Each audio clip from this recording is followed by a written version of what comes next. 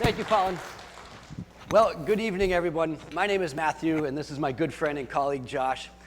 Our story really begins about 6 years ago with a simple but profound moment when we, two average, absolutely average guys from northern New Hampshire stumbled upon one of life's classic forks in the road. In 2009, after about 8 years of doing work informally in the Dominican Republic, we found ourselves in the community of San Luis, which is a batey about 30 minutes outside of the capital, Santo Domingo. Josh and I had been invited into a home in the batey, and the home was a very typical home. Dirt floor, one room, scrap corrugated steel walls and roof. And we had been invited in in the hopes that we could do something about a situation. And what we found when we entered this home was a severely malnourished infant about 3 weeks old who was failing to thrive and had very little hope of survival. Basically, what was happening was because of a slight change in the family's ability to bring in income, this child was dying of starvation, as so frequently happens in communities of extreme poverty, where a slight change literally means the difference between life and death. This kid wasn't gonna make it.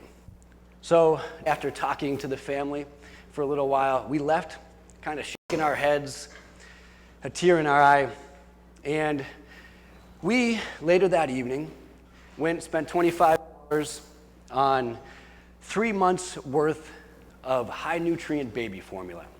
And we left it anonymously out in front of the family's home. However, we were quite doubtful that $25 was magically gonna save the life of this child. Later that night, Josh, our Dominican friend and colleague Alberto, and I sat on Alberto's roof, and we reflected upon the 8+ years of work that we had done in the Dominican Republic and what we had accomplished. And we decided quite definitively that it wasn't enough, that we needed to do more. And in that moment, we gave life to the Batey Foundation, which would become a vehicle for addressing some of the serious human rights abuses on the Bateys of the Dominican Republic, bringing minds and money and expertise and empathy from New Hampshire to serve in some of the most destitute communities in the world. What we did not expect at the time was the profound impact that this little endeavor would have on the lives of people, especially students living in the North Country of New Hampshire. This isn't a story about us, though. This is a story about people and cultures. I'm going to bring you back to 1996. Bill Clinton was president. I think I was a junior and he was already old. And the Macarena was #1 on the pop charts. Right over here at the hospital, Kayla Martin was born. About 1,700 miles away in one of those Batey homes, a girl that we're going to call Heidi was born. Now, Heidi's going to represent hundreds and hundreds of girls born in the Batey every single year. You see, Kayla was born white and a US citizen. That citizenship guarantees her access to public education, access to health care, access to equal access under the law, or equal protection under the law. And if she absolutely needs it when she's older or at any point in her life, a safety net.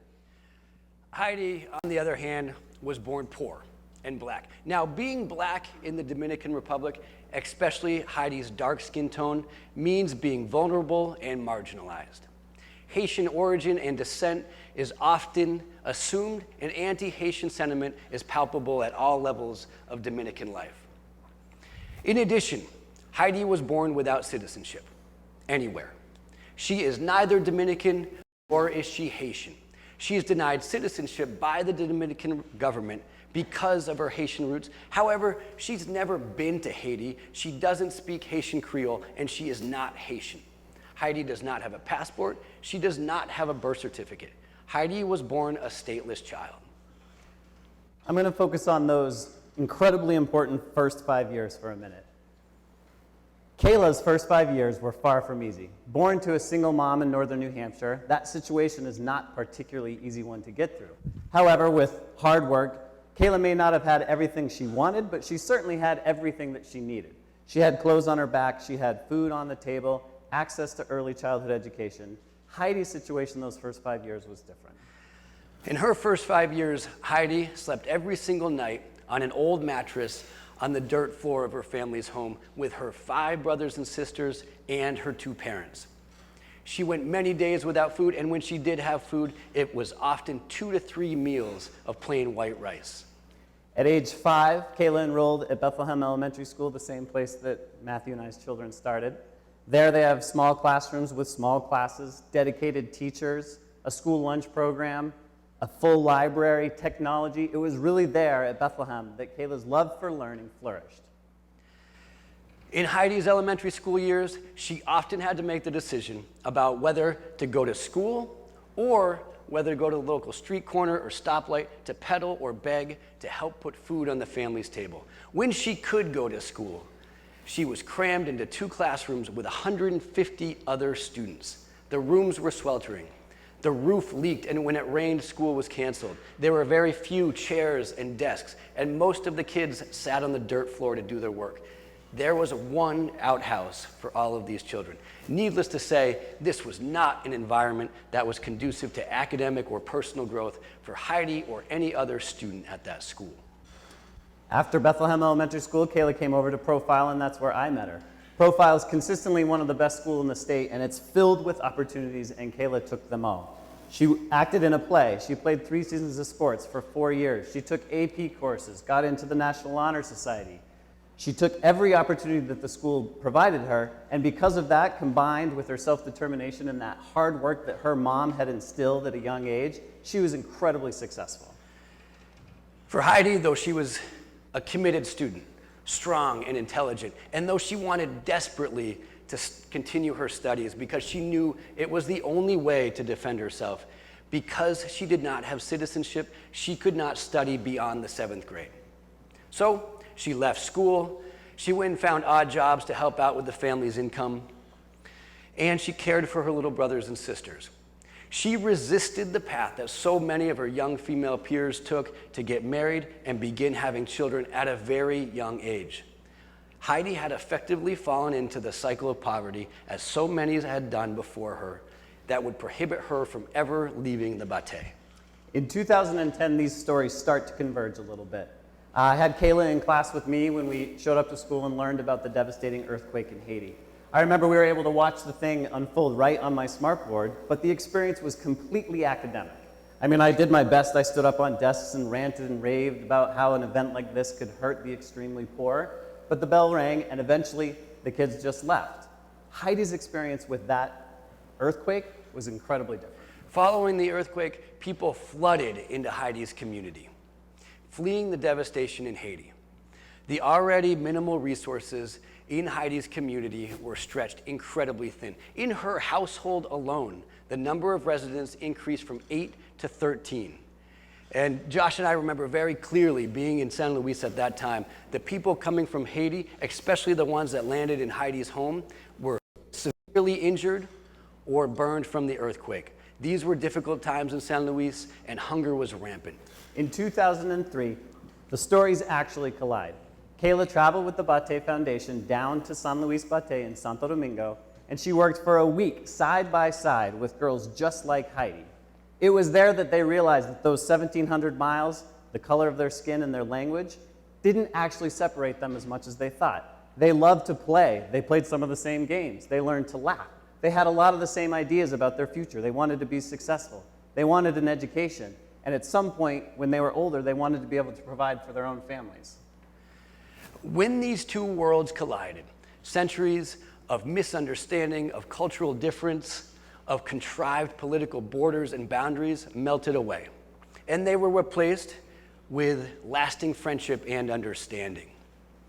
Heidi had found in this collision a voice, and when these two worlds collided, all that had been before and disappeared was now palpable in their future. You see, at that point, or up to that point, Kayla's understanding of extreme poverty was simply intellectual. But to be able to actually spend a week side by side, tasting it, smelling it, feeling poverty in her hand, it absolutely changed her life. I remember she was sick as a dog getting on the plane to come back, and what she was worried about was forgetting the experience. And she told me, I can't let this stay like this. There has to be something that I can do. For Heidi, She gained an ally, someone who could share her story with all its ugly poverty and oppression with the rest of the world, something that she had never been able to do because she does not have the power or privilege to do so. For the first time, she felt hope for a better future because she had found that voice. And as Kevin mentioned before, we cannot underestimate the power of that hope. So, where are these ladies now? Kayla was invited to be here tonight, but she couldn't make it. She's at Georgetown University getting her degree in international health with a minor in Spanish. She helped us a ton with this slideshow, and she told me, truly, not a day goes by where she doesn't think about that experience. She did leave me with this quote, though. It was my first experience with poverty at the level, and it was eye-opening in how much disparity exists in our world. The experience forced me to take a step back and analyze my own values and what I want to do with my life. I want to do my part to eradicate extreme poverty and to abolish serious human rights abuses around the world. Heidi is now back in school through the help of a Batey Foundation scholarship. She is studying to become a lawyer to serve, hopefully in the future, the vulnerable people in her community. Through a partnership and a collaboration between people from here and people in the Dominican Republic, the children in Heidi's community now have a brand new school that serves 900 students who before had not ever gone to school because they effectively didn't have one. This new school has 10 classrooms. It has a basketball court. It has functioning bathrooms and toilets. It has a strong and dedicated faculty and a committed administrative team. It has desks and chairs and materials. The people in Heidi's community now have a 2-story, 2,500 square foot community center where for the first time the entire community can come together and begin building and planning for a better future. They have a small clinic. They have access to public health initiatives. Things are looking up in that community, though there's still lots of work to do. You see, the world isn't as big as it used to be. Northern New Hampshire and Santo Domingo are not as far apart as they once were. We believe that it is our responsibility to foster the connections that aid the most vulnerable amongst us. We believe that it is our responsibility to inspire both individual and collective action for good. We think that bringing the Kaylas and the Heidis of the world together is just one of the ways that we can be the change that we hope to see in the world. So, to circle back around and kind of wrap things up a little bit, 2 years after Josh and I found ourselves standing over this dying infant, I was leading a group around the community of San Luis. And this woman comes running up to me. She's all excited. She's like, Mateo, Mateo. She comes up and she gives me a giant hug. And she says, I need you to meet somebody. I was like, okay. She disappears around the corner and comes back a couple minutes later. And I remember it like it was yesterday. Running behind her was the most beautiful, vibrant, healthy little 2-year-old boy. $25 saved the life of this kid. Josh and I end every single one of our programs with a simple but profound quote by Margaret Mead. Never doubt that a small group of thoughtful, committed citizens can change the world. Indeed, it is the only thing that ever has. Thank you. Thank you.